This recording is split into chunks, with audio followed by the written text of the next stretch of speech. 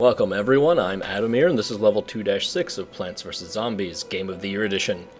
The 6th night level is a regular level which introduces the Hypno-shroom and the football zombie.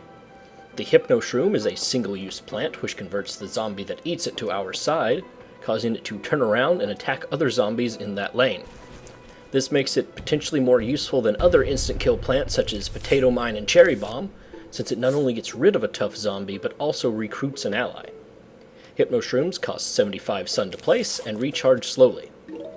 The other new element in this level is the football zombie, to date the toughest zombie we've encountered. We saw it briefly on the plant selection screen. It boasts a formidable 80 health thanks to its football helmet, and it runs fast like a pole vaulting zombie. As with most other zombies made tough by special equipment, its helmet falls off once it takes sufficient damage to reveal a 10 health zombie beneath it.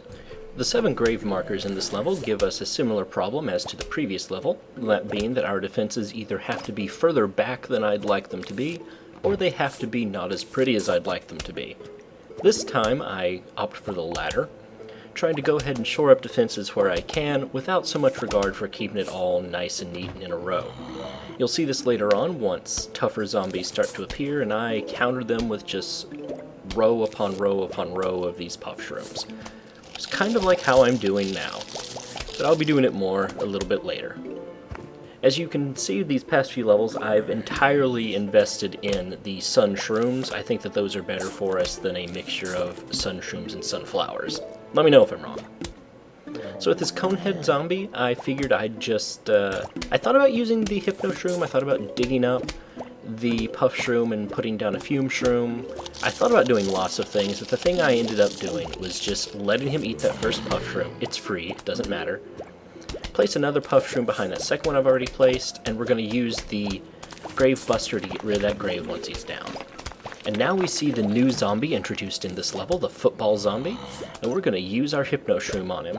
It's kind of a waste of the Hypno-shroom because it doesn't really get the full benefit, which is to say that there's not any enemy zombies for him to kill. It would have been great if that conehead zombie had come one row further down so that the football zombie could destroy him. But, what can you do? In general, if you want to do something like that, using a instant kill weapon like the Hypno-shroom or a Potato Mine or anything else, any of the later plants that we'll eventually get, you want them to be as far to the left as you can.